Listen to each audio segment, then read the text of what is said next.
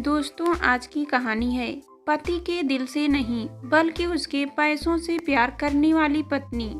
कहानी पसंद आए तो वीडियो को लाइक और सब्सक्राइब जरूर करना। राहुल रविवार के दिन सुबह जब नींद से जागा तो टेलीफोन की घंटी लगातार बज रही थी। अक्सर ऐसी स्थिति में नेहा टेलीफोन अटेंड कर लेती थी। रोज जो बेड के पास के टेबल पर रखकर उसे जगाया जाता था, आज वह भी मिसिंग थी। नेहा को आवाज लगाई तो भी कोई उत्तर न पाया। राहुल खुद बिस्तर से उठकर टेलीफोन तक गया। हेलो, मैं नेहा बोल रही हूँ। दूसरी तरफ से नेहा की ही आवाज थी। कहाँ से बोल रही हो? राहुल ने पूछा। मैंने एक अपार्टमेंट किराए पर ले लिया है। अब मैं तुम्हारे साथ नहीं रह सकती। देखो, तुम ऐसा नहीं कर सकती, राहुल ने कहा। मैं वैसा ही करूँगी जैसा मैं सोच चुकी हूँ, नेहा ने बड़े इत्मीनान से कहा। तुम चाहते हो कि तुम कोई काम ना करो, मैं कमा कर लाऊं और घर मेरी कमाई से ही चले। ऐसा कब तक चलेगा? मैं तुमसे तलाक नहीं लूँगी, बस तब तक अकेली रहूँगी जब तक तुम कोई काम नहीं ढूंढ लोगे।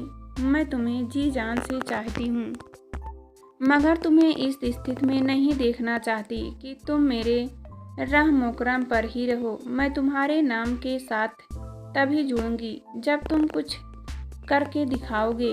तुम अपने माँ बाप के घर भी तो रह सकती हो, वे बहुत अमीर हैं, वहाँ आराम से और सब सुख सुविधाओं के बीच रहोगी। राहुल ने सलाह दी तो बगैर टास्क में आई।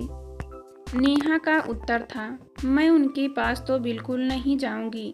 मेरे आत्मसम्मान को यह मंजूर नहीं है। हाँ, मैं संपर्क सबसे साथ रखूंगी, लेकिन तुम्हारे साथ रहना मुझे तभी मंजूर होगा जब तुम जिंदगी में किसी काबिल बन जाओगी। क्षण भर के लिए राहुल कर्तव्य विमूढ़ हो गया। उसने ऐसा कभी सोचा भी न था कि नेहा इस तरह उसे अचानक छोड़कर अकेले जीवन बिताने का कदम उठा लेगी। उसने नेहा से कहा, यदि तुमने अलग रहने का फैसला कर ही लिया है तो अपने पापा को इस विषय में सूचना दे दो। नेहा राहुल की सलाह मान ली। उसके पापा ने जब उसे मायके आने के लिए कहा तो नेहा ने कहा, पापा, आपने पढ़ा लिखा कर मुझे इस काबिल बनाया है कि मैं अपने पैरों पर खड़ी हो सकूं। मैं राहुल को तलाक नहीं दे रही हूं। आपको पता है कि मैं राहुल को बहुत चाहती हूं। आपके और मामा के विरोध के बावजूद मैंने राहुल से विवाह किया। मैं तो बस इतना चाहती हूं कि राहुल को उस मोड़ पर लाकर खड़ा कर दूं जहां वह कुछ बनकर दिखाए। नेहा की बात उसके पापा की समझ में आ गई। उन्होंने कहा, नेहा, इस रचनात्मक कदम पर मैं तुम्हारे साथ हूँ। फिर भी यदि कभी सहायता की ज़रूरत हो तो संकोच न करना, मुझे बता देना। राहुल को इस तरह नेहा का अचानक उसे छोड़कर जाना अच्छा नहीं लगा, लेकिन उसे इस बात से बहुत राहत मिली कि नेहा ने यह स्पष्ट कर दिया कि यदि स्थिति बदली और राहुल ने या तो कोई व्यवसाय कर लिया या अपनी काबिलियत के आधार पर कोई अच्छी नौकरी कर ली तो वह उसकी ज़िंदगी में फिर वापस आएगी। नेहा ने राहुल को यह भी स्पष्ट कर दिया कि उसे सारा ध्यान अपने बेहतर भविष्य और करियर पर लगाना चाहिए। वह उससे मिलने की भी कोशिश न करे, न ही मोबाइल पर लंबी चौड़ी बातें करे। राहुल को तब बहुत बुरा लगा जब उसने अपना पता तो बता दिया, लेकिन साथ में यह भी कह दिया कि वह उसके घर पर न आए। वह तब ही आकर उससे मिल सकता है जब आय के अच्छे साधन जुटा ले और जिंदगी में उसकी उपलब्धियां बताने लायक हो। नेहा को इस बात का बहुत संतोष था कि अब तक उसकी कोई औलाद नहीं थी और वह स्वतंत्रता पूर्वक दफ्तर के कार्य पर पूरा ध्यान और समय दे सकती थी। नेहा के बॉस उम्र दराज और इंसानियत में यकीन रखने वाले सरल स्वभाव के व्यक्ति थे, इसलिए नेहा को दफ्तर के वातावरण में पूरी सुरक्षा और सम्मान हासिल था। एक योग्य, स्मार्ट और आधुनिक महिला के रूप में उसकी छवि बहुत अच्छी थी। दफ्तर के सहकर्मी उसका आदर करते थे कॉलेज की कैंटीन में राहुल ने नेहा को पहली बार देखा था। वह अपनी बहन सीमा का दाखिला बीए में करवाने के लिए वहां गया था। पहली नज़र में नेहा उसे बहुत सुंदर लगी। वह अपनी सहेलियों के साथ कैंटीन में थी। बाद में उसे देखने के लिए वह सीमा को कॉलेज छोड़ने के बहाने से जाने लगा। नेहा को भी बार बार दिखने पर राहुल का व्यक्तित्व, चाल ढाल, तौर तरीका आकर्षण लगा। फिर सीमा से कहकर उसने नेहा से परिचय कर ही लिया। बाद में जब उन्होंने शादी की तब राहुल पोस्ट ग्रेजुएट था, लेकिन कोई नौकरी नहीं कर रहा था और नेहा एमबीए करने के बाद नौकरी करने लगी थी। पर्सनल सेक्रेटरी का काम वह बाखूबी कर रही थी। धीरे धीरे ऑफिस में बॉस के साथ उसकी नज़दीकियां बढ़ रही थी। ऐसे में उन्हें कोई गलतफहमी न हो जाए, इसके लिए उसने अपने संबंध के विषय में स्पष्ट करते हुए एक दिन उनसे कहा, सर, मैं अपने पति से अलग भले ही रह रही हूँ, किंतु मेरा पति के पास वापस आना निश्चित है। फ्लर्टिंग में मैं यकीन नहीं रखती हूँ। हाँ, महीने में 1-2 बार डिनर या लंच पर मैं आपके साथ किसी अच्छे रेस्तरां में जाना पसंद करूँगी।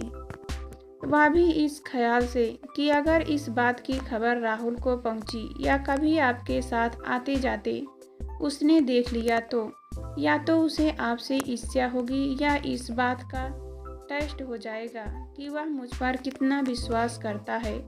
दूर रहने पर संदेह पैदा होने में देर नहीं लगती।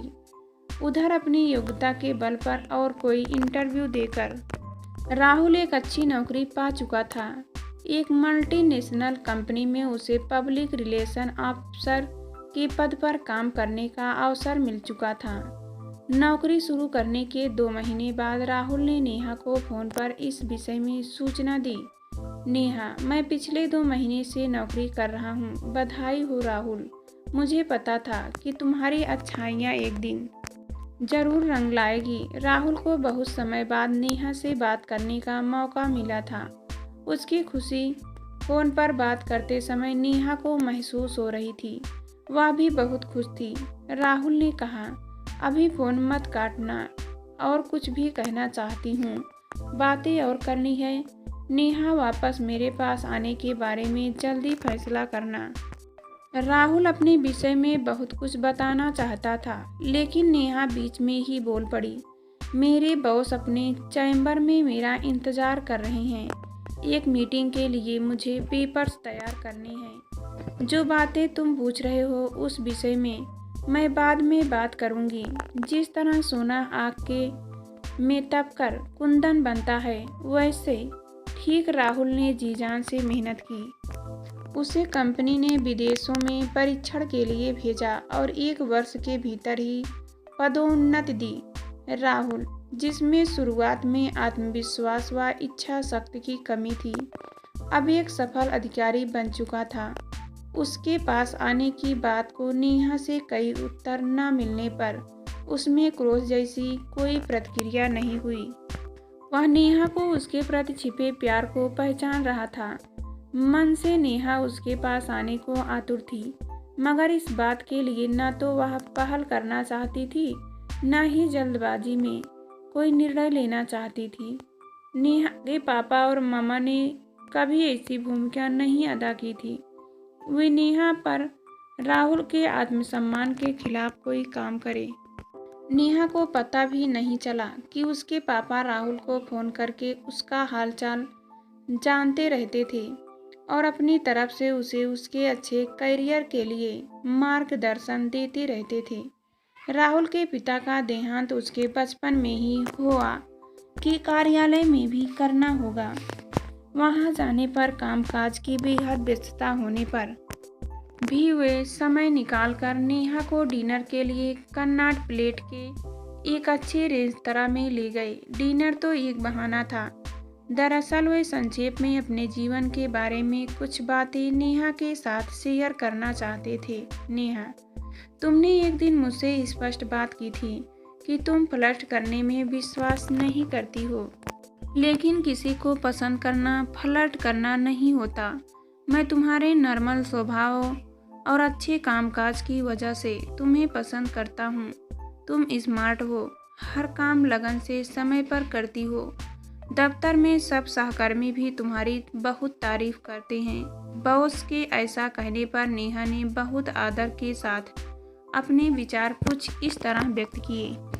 घोषणाओं का सिलसिला चलता रहा। फिर नेहा की बॉस ने घोषणा की, फ्रेंड्स, आपको जानकर खुशी होगी कि यहाँ आए राहुल की योग्यता और अनुभव के आधार पर उसका चयन हमारी कंपनी में असिस्टेंट जनरल मैनेजर पद के लिए हो चुका है।